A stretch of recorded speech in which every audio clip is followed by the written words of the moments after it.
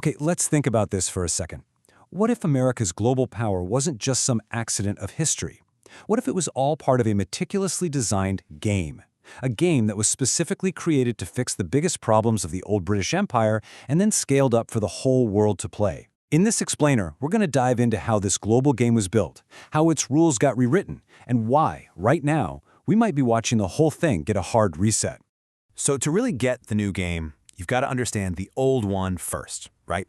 The British Empire, they were the first truly global power, but their system had some serious built-in flaws. For one, it was super exclusive, basically defining itself by Anglo-Saxon ethnicity. Its wealth, totally limited by how much gold it had, and let's be honest, it was run from a pretty small island that was never going to be able to control the whole world forever. America's game was designed point by point to solve these exact three problems. All right, so let's dig a little deeper into the British Empire's game. Its power really stood on three huge pillars. First, you had the Bank of England, which was just this incredible vacuum for capital from all over the world. Then there was its massive cultural soft power. Shakespeare, the English language, all of that. And of course, you had the Royal Navy, which basically controlled all the world's shipping lanes. It was an incredibly powerful system for sure. But like we said, it had its limits. So along come the American founders. They look at this whole British model and decide, nope, we can do better. They set out to create something totally different. Not a nation based on shared blood or some ancient history, but what our source material here calls a nation game. It was a system designed from the ground up for maximum growth, maximum energy, with a set of rules that anyone, at least in theory, could come and play. Okay, so what's the first big rule of this new game? It's openness. This was a direct shot at that British problem of being racially exclusive. The whole melting pot idea basically said, hey, we don't care where you come from or what your background is. What really mattered was whether you were willing to join the game, assimilate, and contribute. And you can see how powerful that is, right? It allowed America to pull in talent and sheer manpower from literally everywhere. Next up, we've got the second principle, fairness, or, the idea of a meritocracy. The promise was simple but revolutionary. Your success isn't about your last name or who your parents are, it's about your talent and how hard you're willing to work.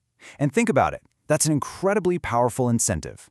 It makes people ambitious and productive, and that creates this just massive amount of energy that fuels the whole system. And the final core principle is clarity. What good is a game if the rules are super complicated, right?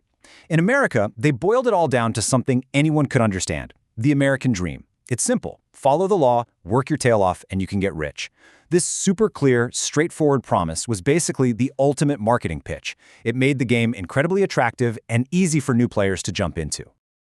So you might be wondering, what stops a game this wide open from just collapsing into chaos? Well, that's where the rulebook comes in. The U.S. Constitution. It was engineered to keep the game stable. It creates checks and balances, it divides power, basically it makes sure no single player gets too powerful. And by establishing the rule of law and protecting property rights, it keeps the game board itself stable and fair for everyone. But here's the thing about a game built on endless growth. It can't stand still. It's naturally expansionist. So after America's game had basically conquered the whole North American continent, it kind of hit a wall. That wall was the Great Depression, a time when wealth got way too concentrated at the top. So what was the solution? Well, if you can't grow anymore at home, you've got to take the game global. And World War II created the perfect opening to do exactly that.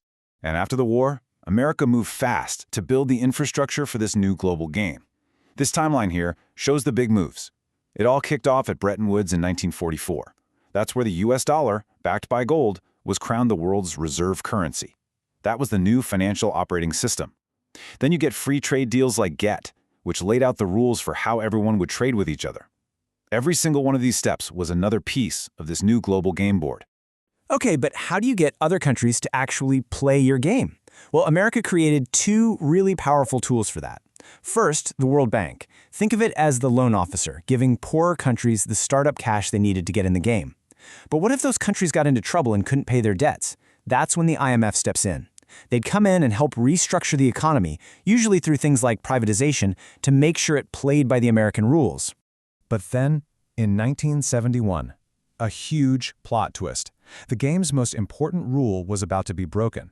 The U.S. was spending a ton of money, especially on the Vietnam War, and it was becoming obvious they didn't have enough gold to back up every dollar out there. So in a pretty shocking move, President Nixon just cut the cord. He unilaterally severed the link between the dollar and gold. In a single moment, he rewrote the most basic rule of the whole game. And this created a ginormous problem. I mean, think about it. How can a currency have any value if it's not backed by a real, tangible thing like gold? Suddenly, the dollar was valuable only because everyone believed it was valuable.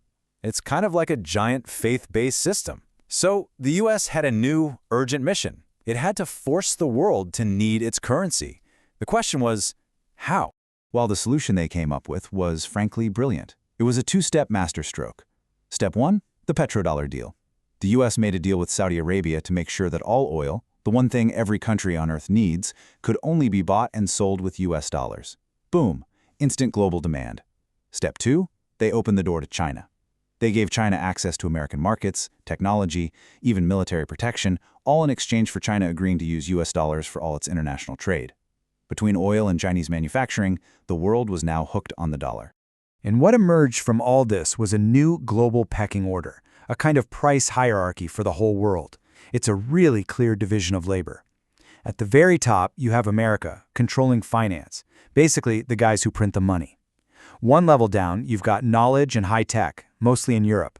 Below that, the world's workshop, manufacturing, with China as the star player. And right at the bottom, you have the countries that provide the raw resources. Think Russia, parts of Africa, and South America. This system worked, and it worked really well for decades.